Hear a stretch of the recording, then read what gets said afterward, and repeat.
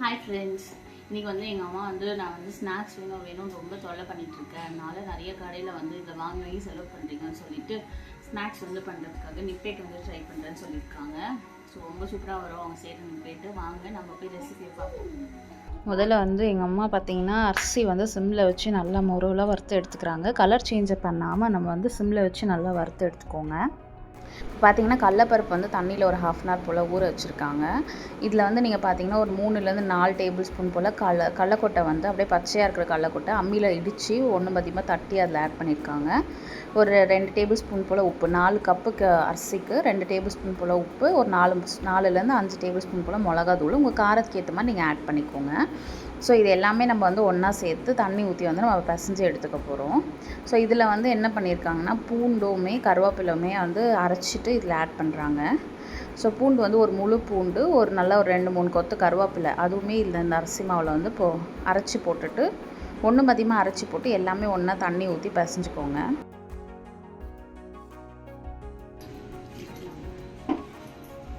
இப்போ வந்து தண்ணி ஊற்றி நல்லா பிசைஞ்சு எடுத்துக்கணும்.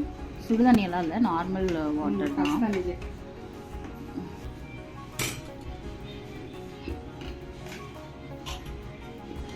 என் பொண்ணு வேறு நான் கையில் வீடியோ எடுத்துகிட்டு இருக்கேன், அம்மா ஸ்டாண்டில் வந்து வீடியோ எடுன்னு சொல்லி தூக்கிட்டு வந்து காமிச்சிக்கிட்டு இருக்கா.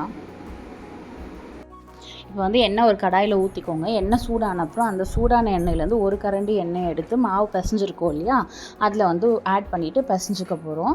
நம்ம வந்து சூடான எண்ணெய் வந்து ஆட் பண்ணிக்கலாம், இல்லை வந்து நெய் இல்லைனா டால்டா வந்து உங்கள் விருப்பம் தான். நீங்கள் வந்து எதுனா ஒன்று வந்து சூடு பண்ணி ஆட் பண்ணிக்கோங்க கடைசியாக. அப்போ வந்து மாவு வந்து ஒட்டாமல் நல்லா வரும் நிப்பேட்.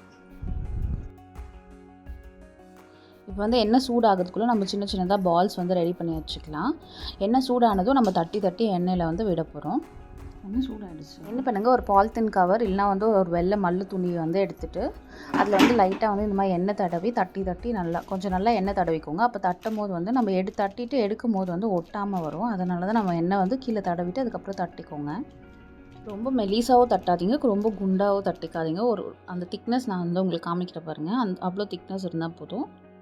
ஸோ நீங்கள் வந்து எடுக்கிற கடாயில் எவ்வளோ எண்ணெய் இருக்கோ அதுக்கு தகுந்த மாதிரி ஒரு 5-6 விட்டு எடுத்து வேக வச்சு நல்லா வந்து பபிள்ஸ்லாம் ஸ்டாப் ஆகிடணும். அது வரைக்கும் நல்லா வேக வச்சு எடுத்துக்கோங்க. பாருங்கள், அவ்வளோவா எண்ணெய்லாம் எதுவுமே ஒட்டல, நல்லா கிறிஸ்பியாக சூப்பராக வந்திருக்கு.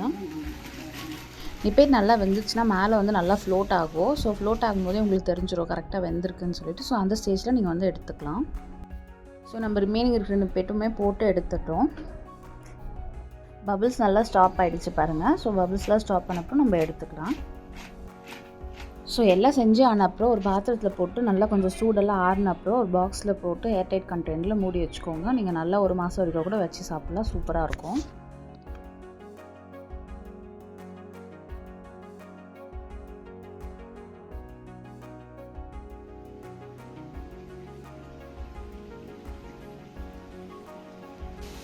எங்கள் அம்மா செஞ்சுட்டே இருக்கும்போது நடுவில் ஒரு 2-3 டேஸ்ட் பார்க்குறேன்னு சொல்லிட்டு எடுத்துகிட்டு வந்துட்டேன். செம்ம டேஸ்டியாக இருக்குது, ரொம்ப கிறிஸ்பியாக சூப்பராக வந்திருக்கு. பாருங்க, நான் உடச்சி காமிக்கிறேன்.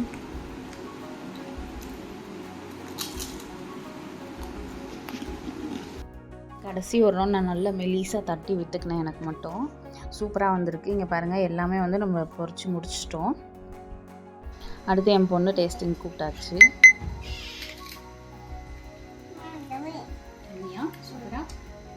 அம்மையா சூப்பர் சொல்லிட்டு சூப்பர். பார்த்தீங்களா, சூப்பரான நிப்பேட் ரெடி ஆகிடுச்சு. நம்ம டேஸ்ட் பண்ணி பார்த்துருவோம்.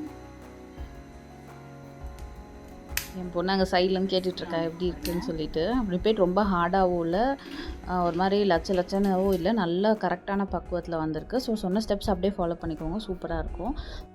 ஸோ பிடிச்சிருந்தா நம்ம சேனலுக்கு ஒரு லைக் போட்டு ஒரு சப்ஸ்கிரைப் பண்ணிக்கோங்க. செம்மையாக இருக்குது. ஸோ நீங்களும் இந்த ரெசிபி வந்து இதே மாதிரி ட்ரை பண்ணி பார்த்துட்டு எப்படி வந்துச்சுன்னு கமெண்ட் செக்ஷனில் சொல்லுங்கள்.